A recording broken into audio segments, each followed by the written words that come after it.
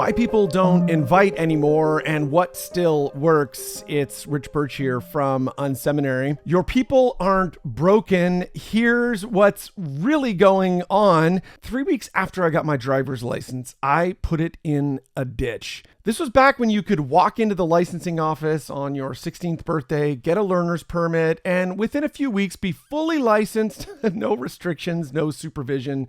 And that was me, 16 years old, license in my wallet, and a car I was allowed to drive anywhere at any time. It was a Christmas party, winter night. I was driving home with a few friends and a paved road was transitioning to gravel, and I hit that washboard effect. The tires skidding sideways in a way I had never felt before. My car did something I wasn't expecting. So what did I do? I overcorrected, and we ended up nose down in the ditch on the wrong side of the road. Here's the thing. I was fully licensed. I'd passed the test. On paper, I knew how to drive. I just hadn't been trained for that specific moment. Nobody had taken me out to a gravel road and said, this is what washboard feels like. This is what your car will do. This is how you respond. The gap between licensed and actually prepared put me in the ditch that night. And I think about that almost every time a pastor tells me their people won't invite. Listen, your people are not the problem. Let me say it again. Stop the quiet Monday morning verdict that your people just don't care enough, aren't committed enough, aren't bold enough in their faith. That story is wrong. And worse, it's leading you to the wrong solutions. Spiritual guilt campaigns don't build invite culture. They build a 2-week bump and a long guilt hangover. Here's what the data actually says about your people. Roughly a third of unchurched Americans say they'd attend a worship service if a friend invited them. The number climbs for low barrier community events as well. Meanwhile, 3 in 4 regular churchgoers say the sermon content is the primary reason they show up. Scripture, connected to life, actual teaching. Here's the translation for you. The receptivity is already sitting in your people's friends group. Let me say that again. The receptivity is already sitting in your people's friends group. The weekend experience is already a word of mouth asset. Your people care. Their friends are open. The raw materials for growth are there. So why is your invite rate the way it is? Because licensed isn't the same as trained. Your people are fully credentialed followers who've never been taken out on a gravel road. And when the invite moment shows up, a friend at work mentions a hard week or a neighbor asks them what they did this weekend, they hit the washboard and overcorrect.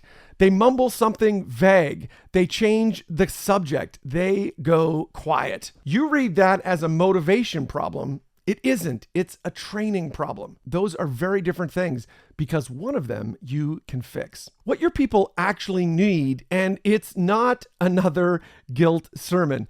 3 things, not one of these, not 2 of these, all 3 is what your people need. First, train their heads. Most of your congregation thinks they're passengers. Your people need to understand what role they actually play in reaching the community, not abstractly. Not just a sermon illustration, it's a job description. Most people in the seats on Sunday don't believe they have a meaningful role in the impact your church will have in your community. They think it's the pastor's job, the staff's job, the outreach team's job. When an invitation comes up, they nod along, but in their head, they're a passenger. You're the one driving the bus, not them. Training challenges that mental model. It teaches your people that they are the most persuasive communication channel your church have. More than your Instagram, more than your website, more than any ad you can run. The research backs this up repeatedly. People don't get invited by buildings, they get invited by friends. When a congregation genuinely understands this at the head level, like it's fully comprehended, their posture begins to shift. They stop waiting for the church to simply grow itself. Okay, number 2, equip their hands. Your people freeze because nobody gave them a script. Now, give them the tools. What are the actual words they say when a friend asks them what they did this weekend? Or what do you text someone after they mention that their marriage is struggling? Or what's the language for inviting a coworker to Easter or to any other day without sounding like a pitch? Or what do you share on social media and when and how often? This is where most churches, frankly, fall off the cliff. We train people at a conceptual level, then send them into real conversations with no scripts, no prompts, no practice reps, and they freeze. Of course they freeze. We freeze too. The first time we tried to explain what grace is to a skeptical relative on Thanksgiving, we froze. Of course our people are going to freeze. Equipping means giving your people specific language, specific triggers, specific training, specific tools, shareable social posts, invite cards that don't feel weird, text templates. They reduce the friction of the actual moment. Language without the tool is just theory. The tool without the language is track left on a diner table. All right, number 3, motivate their hearts. Guilt is not vision. And finally, there's the why. Not guilt, not you should be doing this, not barely veiled implication that better Christians invite more people.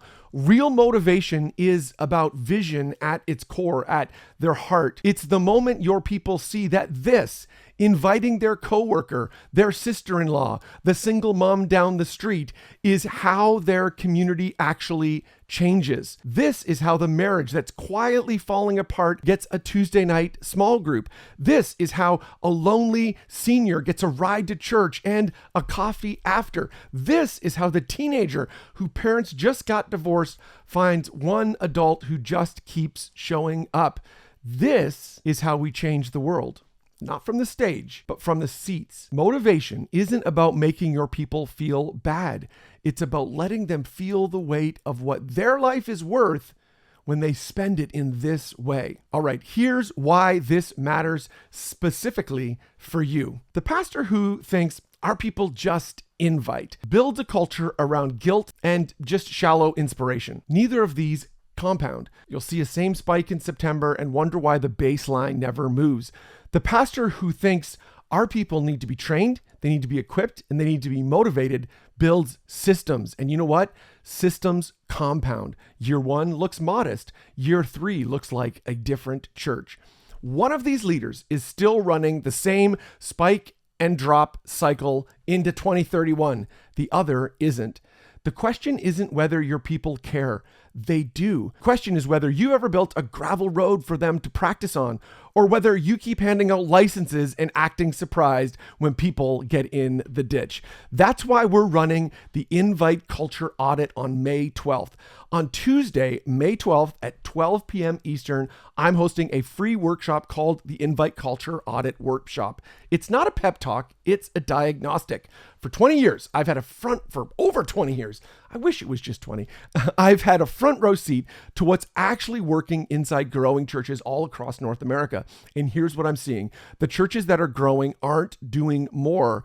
They've just made Invite normal. In 60 minutes, you're going to walk away with 3 things. You're going to understand why healthy churches get stuck, the hidden reason your church is doing all the right things, yet guest flow stays inconsistent and big days spike and then return back to normal. We're going to talk about the 5 gears of invite culture, the specific systems that growing churches use to move people from hoping people invite to actually expecting they will and seeing that they do. And then finally, you're going to walk away with a 90-day invite culture blueprint, a practical plan to mobilize your people, multiply invitations, and build real momentum heading into the fall of 2026. You'll walk out with the invite culture scorecard, a clear picture of where your invite culture is strong, where it is leaking, and which of these 3, train, equip, and motivate, is a dominant blocker for your church right now.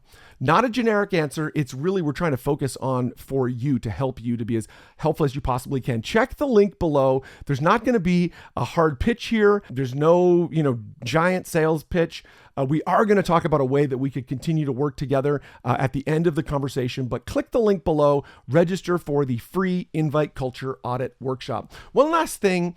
about that ditch. When the police pulled me out of the snow that night, they asked me where I wanted to go. My parents were out for the night. It was Christmas. I knew enough that I shouldn't go home to an empty house. So they drove me to Pastor Dave Lewis's house, my senior pastor, a really good man.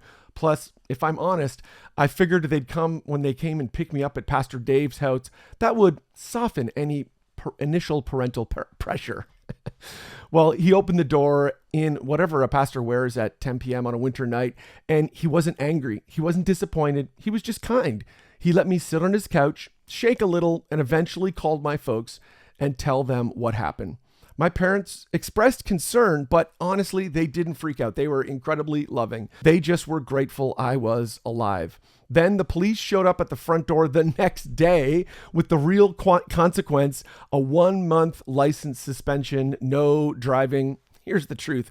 I didn't want to drive. I was 16. I'd scared myself badly. And that month off did something that the license test never did. I came back to the road different, slower, more careful, more aware of what I didn't know. To this day, I drive slower than my wife. You can ask her. She'll tell you that I drive slower than her. She'll cheerfully tell you that. I think about this sometimes when I'm talking to a pastor whose invite numbers are flat, because your people aren't reckless. They're not uncommitted. Most of them are quietly in the ditch. They tried it once. It went sideways. They stopped trying, and now they're just driving to work and back.